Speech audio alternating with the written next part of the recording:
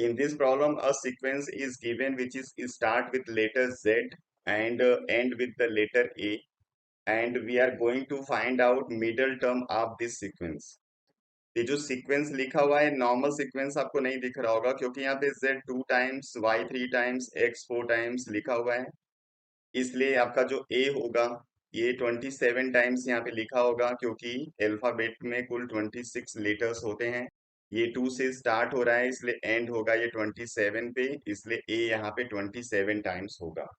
तो इस प्रॉब्लम को आप दो तरीके से सॉल्व कर सकते हैं, एक हिट एंड ट्रायल मेथड है और एक है आपका एपी से। तो हम इसको एपी से सॉल्व करने जा रहे हैं।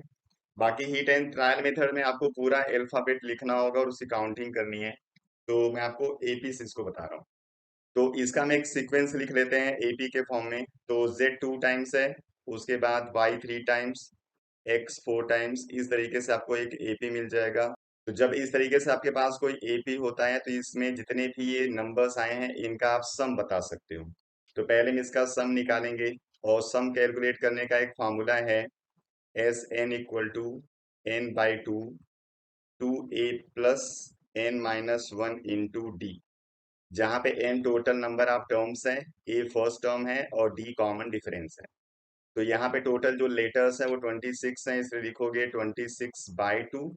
यहाँ पे फर्स्ट टर्म 2 है तो मल्टीप्लाई 2 करोगे तो ये हो जाएगा 4, प्लस 26 माइनस 1 करोगे तो यहाँ पे 25 आएगा, और इनके बीच में जो डिफरेंस है वो 1 का है इसलिए इसको 1।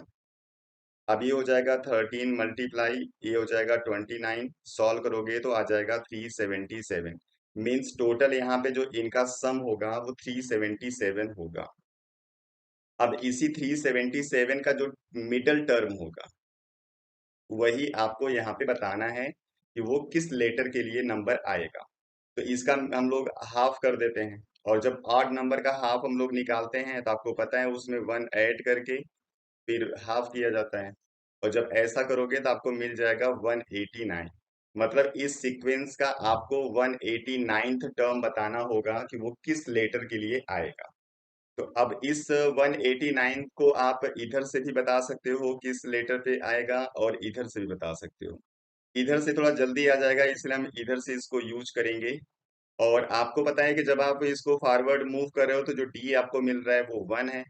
तो जब आप यहाँ से बैकवर्ड चलोगे तो डी की वैल्यू आपको -1 यूज करनी पड़ेगी क्योंकि यहाँ पे नंबर डिक्रीजिंग ऑर्डर में होगा। तो अब हम लोग इसी फॉर्मूले को दोबारा यूज करेंगे और अपना सम हम लोग कंसीडर करेंगे 189, और इसी के लिए बताएंगे कि वो टर्म कौन सा होगा, मतलब n की वैल्यू। तो चलिए फॉर्मूला हमारा सेम यही रहेगा, सम की जगह पे हम लिख लेते हैं 189, n हमको बताना है और a की वैल्यू हम यहाँ से यूज कर रहे हैं इसलिए 27 लिखेंगे, मल्टीप्लाई 2 के साथ 54, प्लस n माइनस वन, ये n बताना है इसलिए हम इसकी वैल्यू यूज नहीं कर रहे हैं, मल्टीप्लाई -1 लिखेंगे क्योंकि कॉमन डिफरेंस इधर से -1 यूज करना है। ये हो गया n by two, 54 minus n plus 1 means n by two, 55 minus n। 2 से इधर 189 को मल्टीप्लाई करोगे तो आ जाएगा 378, और ये हो जाएगा 55 n माइनस एन स्क्वायर। मतलब यहाँ पे आपको एक क्वाड्रेटिक इक्वेशन मिल गया, N square minus 55 N plus 378। अब इसी इक्वेशन को आप सॉल्व कर दो, एन की जो वैल्यू आएगी उसी से आपको लेटर मिल जाएगा। अब इस इक्वेशन को सॉल्व करने के लिए आप MTS लगा सकते हो या फिर क्वाड्रेटिक फार्मूला से आसानी सॉल्व जाएगा, क्योंकि MTS से सारे क्वाड्रेटिक इक्वेशन आसानी से सॉल्व नहीं हो पाते, इसलिए हम लोग यहाँ पे क्वाड्रेटिक फार्मूला को यूज करने जा रहे हैं। अब क्वाड्रेटिक फार्मूला हमारा क्या होता है, -b plus minus under root B square minus 4ac divided by 2a, जहाँ पे b ये n के साथ का नंबर है और a n स्क्वायर के साथ का नंबर है और c ये नंबर है। तो -b की जगह हम लिख देंगे 55 प्लस माइनस अंडर रूट 55 का स्क्वायर माइनस 4 इंटू a की जगह 1 यूज कर लेंगे और c की वैल्यू 378, और डिवाइडेड बाय कर देंगे हम लोग इसको 2। ये हो जाएगा 55 प्लस माइनस अंडर रूट, इस 55 का होल स्क्वायर कर देंगे तो आपको आंसर मिलेगा 3025 और इसको मल्टीप्लाई करेंगे तो आंसर मिलेगा 1512 डिवाइडेड बाई 2 हो जाएगा।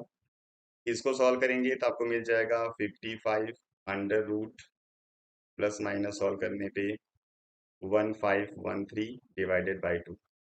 अब इसको सॉल्व करोगे रूट को तो आपको डेसिमल में नंबर मिलेगा 55 plus minus 38.89 whole divided by 2। अब एक बार इस वैल्यू को पॉजिटिव साइन के साथ रखोगे, एक बार नेगेटिव के साथ।